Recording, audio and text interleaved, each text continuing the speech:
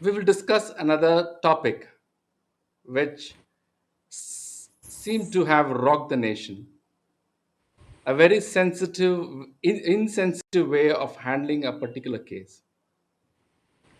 Adjoining this, I feel that the sword of Damocles has been hanging on the head of a particular chief minister. Yes, I am talking about the state of Jharkhand. And to discuss this point today, I have a very eminent panelist, a celebrity author, Shri Tuhin Sinha ji. Tuhin ji, namaste and welcome. Namaste, Jerome. Great to be on your show. Thank you, Tuhin ji. As I mentioned in my introduction, Tuhin ji, I feel that there is a lot of corruption that's happening in the state of Jharkhand, specifically with the chief minister of late. The insensitive way the death of a very innocent girl that happened, and the careless statements that were made to the press, the whole thing seems to have been jumbled up. It seems to be a perfect concoction of appeasement, corruption, and whatnot. What is your take on this, Tuhinji? Well, thank you, Jerome. Jerome, yes, you've hit the nail on the head. Jharkhand is in an absolute chaos. It's in a very bad state. And all thanks to the chief minister, an absentee chief minister who, for the last many days, was in Raipur saving his flock because obviously there are people within his party or within his alliance also who realize that he has been an absolute failure. Now, there are two things which, two vices which largely, would sum up the problem in Jharkhand. One is the blatant Parivarvad, which the Honorable Prime Minister keeps talking about.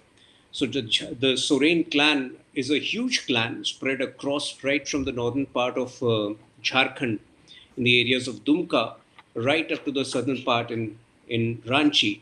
And along with his family members, the Soren clan has been involved in massive corruption. And the mining scam, if you look at the sheer impropriety involved in the mining scam, as mining minister of Jharkhand, he gave mining contracts to Hemant Soren, the mining baron, and then Hemant Soren, as the environment minister, gave instant clearances to the same project.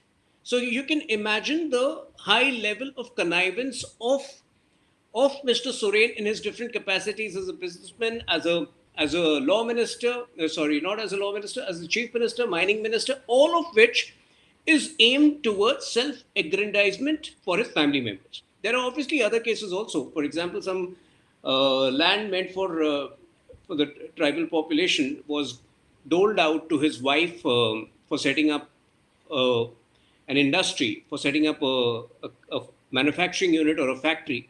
But obviously, because that is not substantiated, I would limit my conversation, or I would limit my charges to the mining scam. But that is only one part of it. The other more dangerous part is the appeasement politics, which has gone to another level. And the best and the worst manifestation of it was the murder of Ankita Singh. But Ankita Singh's murder was just the tip of the iceberg. If you have been following the outspoken and very aggressive member of parliament from Godda, Nishikant Dubeji, there have been at least 10 similar cases. And love jihad, which we used to think is a problem confined to Kerala and some other parts, seem to have found a new base in Jharkhand. The sheer impunity with which members of a particular community fraternize with girls, Adivasi women specifically, and then when things don't work out, or then when when they are done with the duping act, then they hang them, or then they commit and perpetrate murders of that of those young women. I think that is ghastly. That is absolutely unbelievable. But there is a third angle to the problem, and that is the entry of corrupt police officers like um, Mustafa, the same guy who was asked to to investigate the Ankita. Case, yeah. Uh, I'm just forgetting his first name. I Uh, This is a DCP. He the was a DSP, DSP. Yeah, the DSP. DSPs. So it is very clear that that person has a history of shielding some of the worst criminals from his community. But I think the alacrity with which the case was handed over to him had a very clear malefied intent written all over it. So I think there is a bigger problem over there, and barely a week or 10 days after Ankita died, there was another incident in Purulia. There have been exodus of Dalit families from in the district of Purulia. Some 50 people were warned and thrown out of their village. The state president Deepak Prakashji had gone and met those families.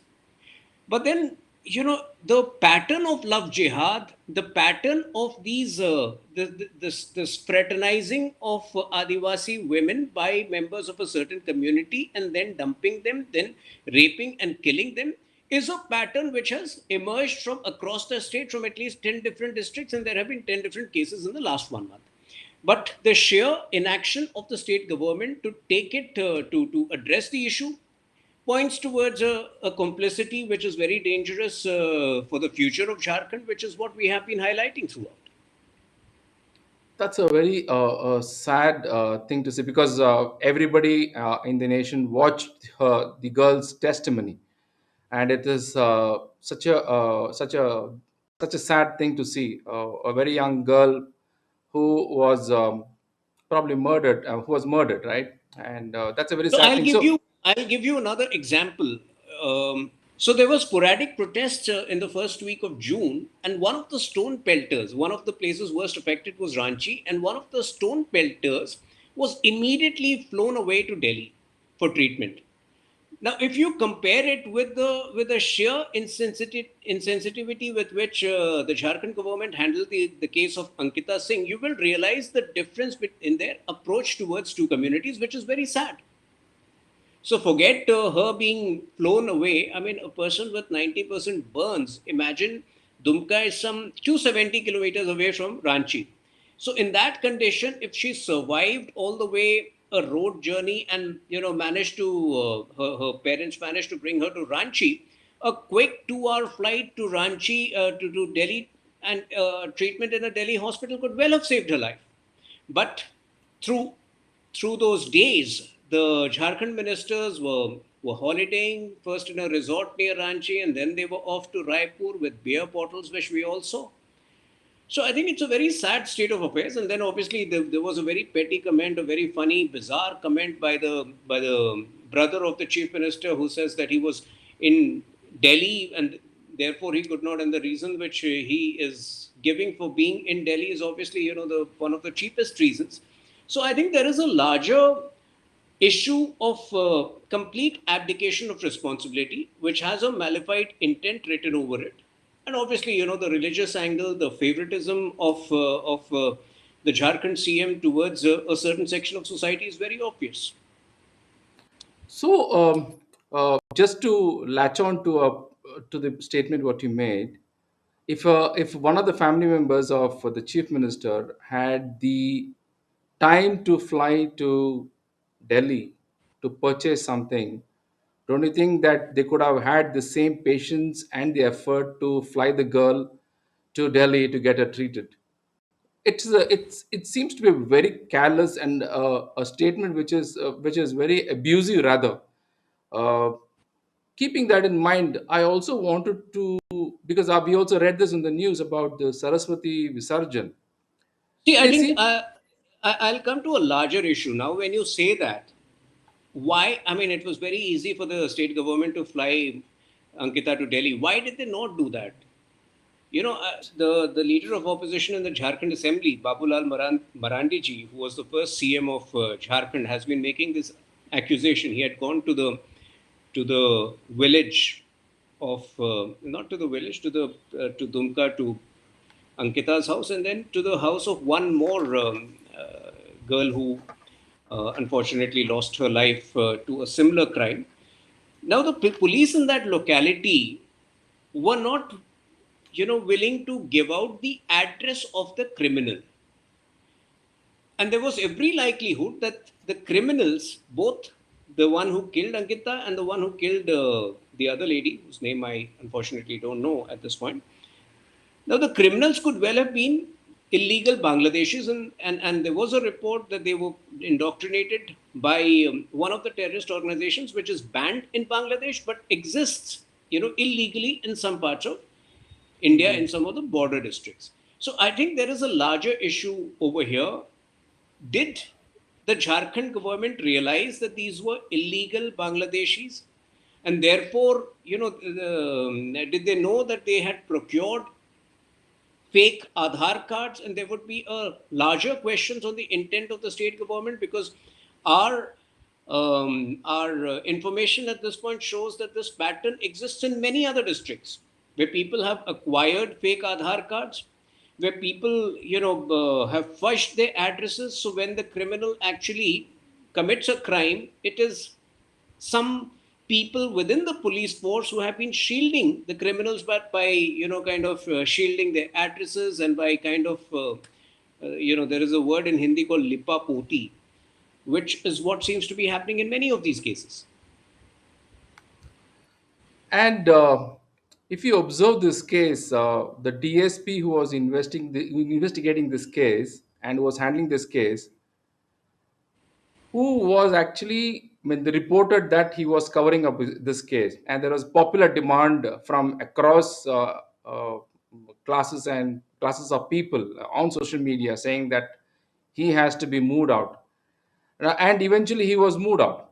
So if you look at the whole activity, do you think that social media plays an important role, especially when awareness of such mismanagement happens? Well, absolutely. Social media, in fact, there have been local level politicians of the BJP who have been very active in highlighting the nefarious activities of Mustafa, the police officer. The local people have been very aggrieved, because they have seen firsthand how the government has shielded these police officers. So while yes, I mean, social media creates an outrage across the country, I think at the local level people were as outraged by the insensitivity of the state government, which is what led them to remove Nur Mustafa from the case the very same day. And if you look at similar such cases have been happening, for example, if you look at Tamil Nadu, there's this girl called Lavanya who also had a similar such situation where she consumed poison and she passed away. If you look at it, somewhere we feel that the certain community members have been given an easy joyride, and I mean, I won't blink an eye to say that the Hindus have got a raw deal. Do you think my thoughts are in line with a lot of people's thoughts? See, Jerome, the tampering of religious demography is an insidious design that has been work in progress for the last, forget after independence. It has been in effect, or it has been in place since 1850s, when the Christian missionaries, when German missionary was first established by the Britishers in Jharkhand, with specific targets of converting a certain number of Adivasis. Post independence, the same activity of tampering with religious demography assumed a different proportion. Now, the Congress government started encouraging illegal migration from places, from Bangladesh into the northeast, into Assam, into Bengal, with a particular intent to alter the religious demography and have a demography which would be more favorable to supporting them. So I think, it's a problem which has existed for a good nearly 180 years now, and obviously before that also for the last many hundred years. Um, I think the conversion activities were even more brutal. It was through force. So I think, the Hindus have always been at war with this insidious design, but thankfully they have survived. I think it is the mindset of certain communist entities who believe that who have a condescending attitude towards Hindus, who believe that Hinduism is not a religion at all, and that it's a conglomeration of many different faiths and practices, which is not true in reality. But yes, I mean the approach of many opposition parties, many current opposition politicians, be it Stalin in Tamil Nadu, be it Jagan Reddy in Andhra, or be it Hemant Soren in Jharkhand, to a large extent, be it Akhilesh Yadav in Uttar Pradesh, all of these have warmed up to certain radical elements, or let me or you know elements which have been attempting predatory proselytization. And I think it's a challenge which Hindus have successfully warded off across many decades now, and will continue to ward off. But their attitude is very, I think it's an attitude which has been counterproductive for them, which they also must have realized, because all of them have been reduced. You know, Obviously Stalin has come back to power and Jagan is in power right now, but Akhilesh Yadav has suffered because of this appeasement politics and is nowhere today. Hemant Soren might suffer a similar fate in the coming elections. But yes, I think it's a very unfair approach towards Hindus. It's about taking the Hindu voters for granted, which is also something the Congress did over the last many years, because of which they have been reduced to where they are today. I have been watching the whole ecosystem changing when it comes to demography. Uh, I have watched very specifically certain demographies, how they have changed from being a Hindu belt to no more being a Hindu belt. I'm being very. I'm quoting this because this I always explain to people reach out to me about how things change. Religious politics changes and electoral politics changes, and then how it can change the whole system. For example, I've seen in certain areas how certain community members enlarge their tentacles, take over properties, either organically or inorganically, which eventually leads to the gain in votes. And because I remember, I am a booth level worker. I even as of today, I've worked for several elections. I worked on the booth level to study how the whole election pattern happens. And one of the one of the very significant minority character is this: 99.9% of minorities come and vote, and then approximately 50% of the Hindus vote. An average of 50 to 55% of polling is done, which eventually leads to a certain person from a certain community comes up, and then he becomes a leader, and then it actually leads to policy changes. Do you agree on this? Well, yes, absolutely. A lot of it has changed post 2014. Hindus would largely vote on caste lines, which is why Lalu Yadav, despite the massive damage which he did to Bihar, continued to rule for a good, uh, he and his wife, obviously, he was behind bars after a point, but they continued to rule for a good 14 years from 1990 to 2004. Similarly, Mulayam Singh Yadav had a free run for many, many years in Uttar Pradesh. A lot of it changed post 2014, where for the first time, the nation discovered the power of a consolidated Hindu vote. Um, And I think that consolidated Hindu vote has made a big difference in the majority, in the overwhelming majority, which we won both in 2014 and 2019.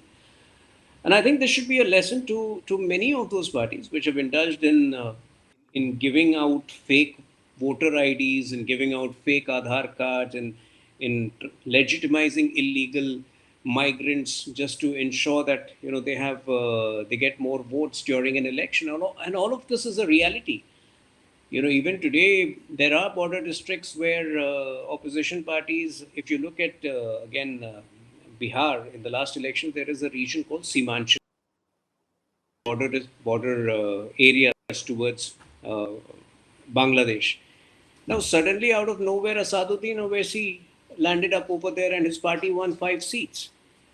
So I think the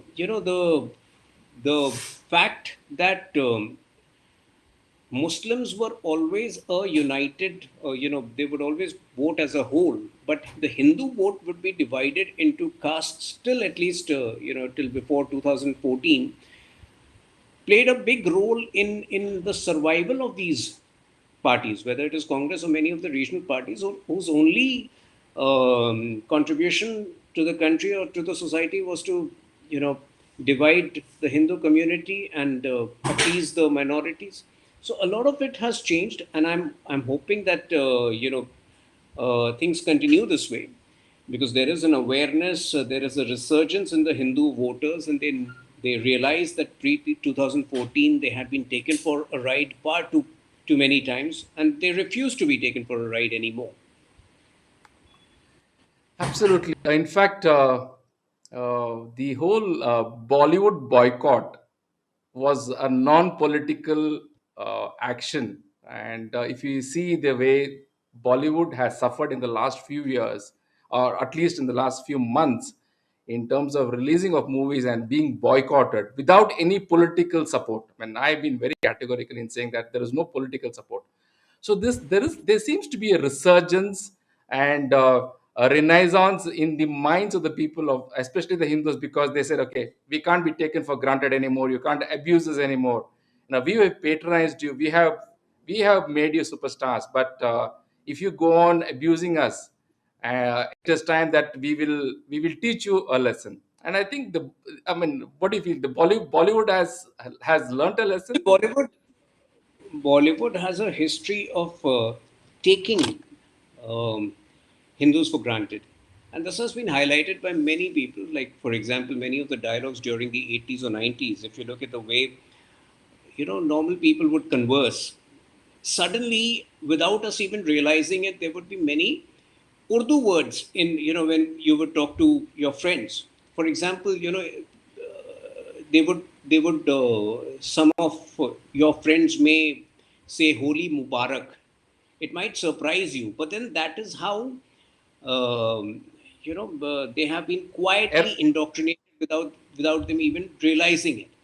So I think that phase is over, fortunately, because of this resurgence. People are aware that Bollywood or other art forms have given a raw deal to or have taken the Hindu community for granted. There have been situations where the villain Talakat would come Tilak. with a tika, offer a prayer, and then go to molest a woman. So all of that has changed or would change because of the increasing awareness. But at the same time, I think this increasing awareness should also be moderated.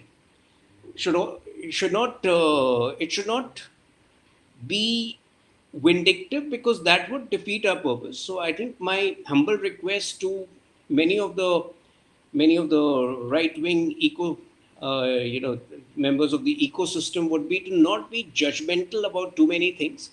You have raised your voice for the right reasons, and that voice has been heard and has made is bound to make a difference. But let us also be a little careful. Let us not be too judgmental about movies and people, because you know um, that would somewhere affect your objectivity going ahead. Absolutely. And since you are the BJP spokesperson and you've been very closely associated with the party, Going back to the earlier discussion what we had, in terms of infiltration of members from people from other countries, especially the Bangladesh side, and what are the kind of steps that have been taken? Have you taken any steps? Is there going to be some kind of a control mechanism? Because this we've been hearing about this kind of infiltration for a long time, especially that belt, that belt. Any concrete steps would be taken? Well, one, a lot of work has been done on border fencing. Unfortunately, the Bangladesh border has extended to many states, be it Tripura, some part of Meghalaya has a border with Bangladesh, then a huge part of Assam, and then Bangladesh. So the a lot of work has been done on improving the border fencing. So I think that illegal migration has reduced significantly, to my knowledge.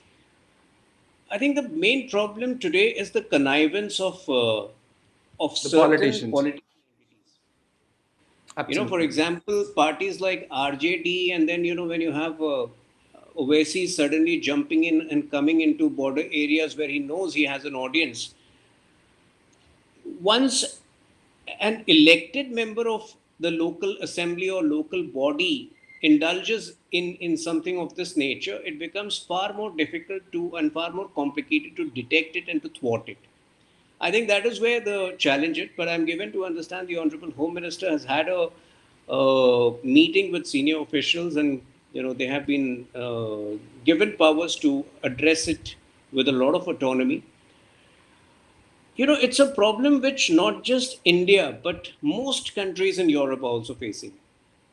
So I think somewhere there needs to be a larger global meet specifically to discuss the Refugees. altering, or rather the tampering of demographies across the world, and how that impacts, or how that is going to impact geopolitics. I think that is something which, going ahead, I as a politician would like to champion the role of maintaining religious demography, the crucial importance of it in a society and for the future of a country. Now, in terms of going back to our topic, the sword of Damocles seemed to be hanging over the chief minister of Jharkhand. What is in store? We have the coalition now, as of now, the RJD, JMM, and the Congress. Is there a ray of hope? Does the light see at the end of the tunnel? Well, sooner than later, both Hemant Soren and Mamata Banerjee in the adjoining Bengal are going to become politically extinct, because the amount of corruption which he has indulged in is basically, that has also outraged the Adivasi community, whose cause he pretends to champion. Because at the end of the day, if you grab Adivasi, the land meant for the Adivasi community, sooner than later they are going to realize. So what we have done is improved our outreach among the Adivasi community. To my understanding, the you know midterm elections is the best solution to the sorry state of affairs which Jharkhand has witnessed in the last nearly 3 years.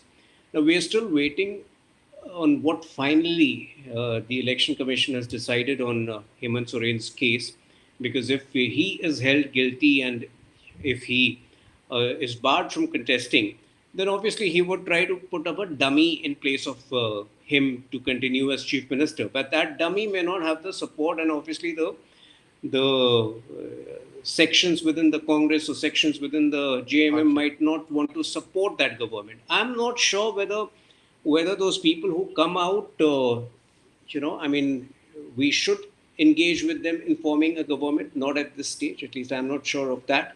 So a midterm election seems to be the only foolproof solution to the sorry state of affairs in Jharkhand. Let's see. I mean, we an astrologer might be able to make a better prediction, because the speculation has existed for a very long time now, and nobody knows what is actually in store. But the crucial difference is in Lok Sabha, in Jharkhand, it is the BJP that dominates. So 8 or 9 seats out of 13 is more or less, remains certain. But yes, somewhere in the assembly elections, the dynamics and the demography works in a way where the JMM tends to have an advantage, or at least they somehow, the coalition JMM Congress RJD coalition, somewhere they managed to get it right where the alliance managed to Right. scrape past us. Yeah. Hopefully, we see some positive traction in Jharkhand. There's something else which I wanted to speak to you was the Bharat Jodo Yatra. I really wanted to speak to somebody at a senior level at the BJP. This is on a personal note. Jerome, there is an inherent dichotomy between Rahul Gandhi and the words Bharat Jodo. So you imagine somebody. There are there are many weird things with the planning of the Bharat Jodo Yatra. You imagine Rahul Gandhi is spending 19 days in Kerala, if I'm not mistaken. Is the BJP strong enough in Kerala? No. No, So is he trying to avoid BJP? Does he it know looks that he can't? Does he know that he can't compete with the BJP? So therefore, he wants to ensconce himself in a state where he has no competition. Secondly, if he's spending 19 days in Kerala, what is the biggest threat? Where does the biggest threat in Kerala come from? The PFI. absolutely. Has he uttered a word against PFI, or do you expect him to utter a word against PFI? Is he? Do you expect him to speak against love jihad? So how can he, connect, or how can he do Bharat Jodo where he is so soft towards forces that are inimical to the country? So when he meets that Pastor Punappa, who had Ponnaya. humiliated, insulted Bharat Mata, the insatiable craving in him to hobnob with forces that are inimical to Bharat Mata and then to claim that he's on a Bharat Jodo Yatra, I think that makes a mockery of the entire Yatra.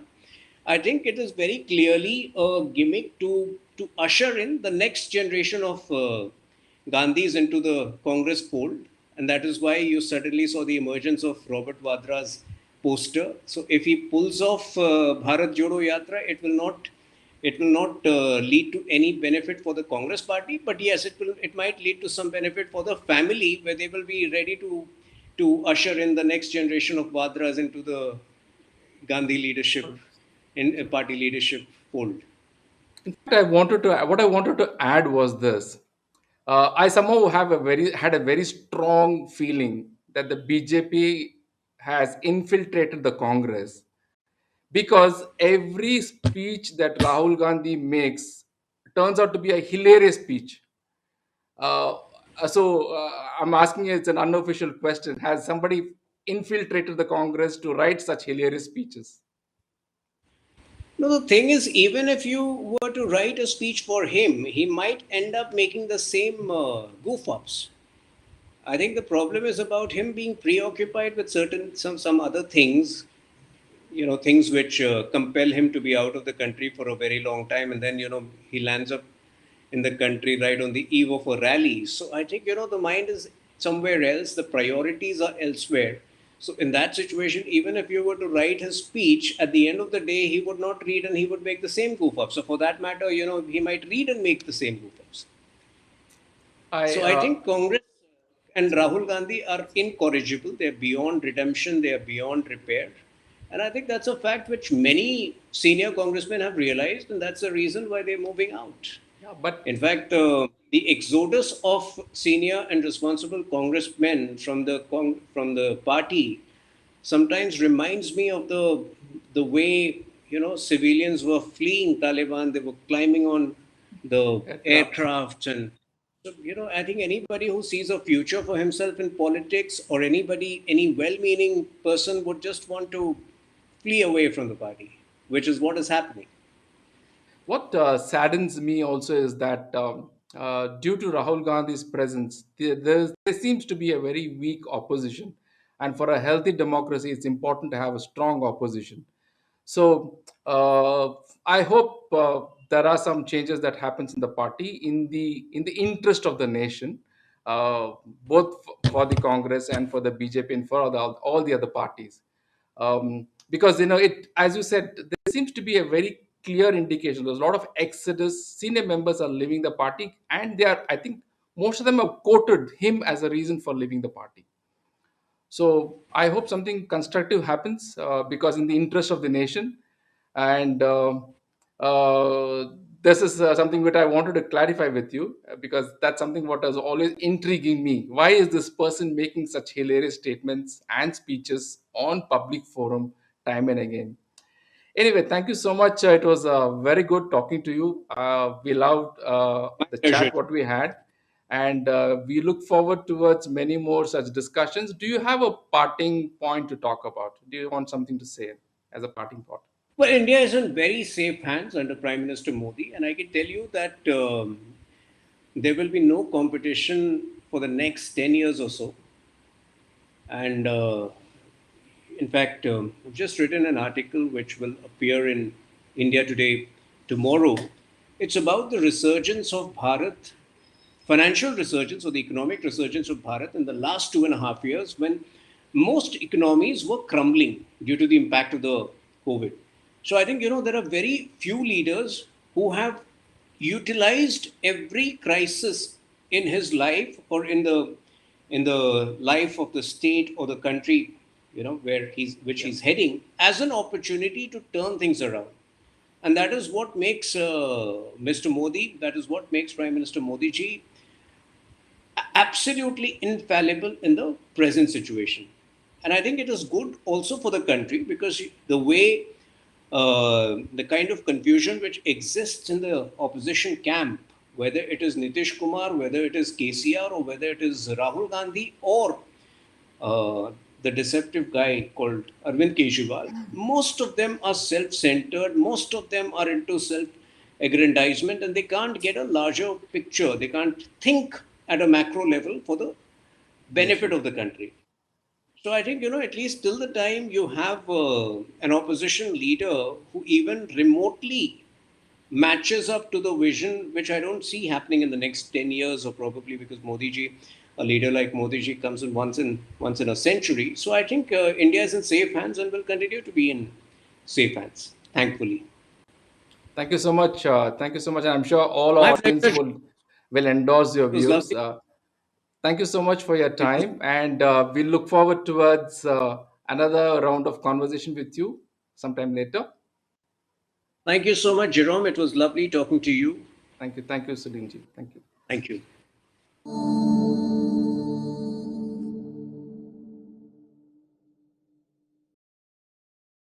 Please remember to subscribe to us and switch on the notifications for this channel.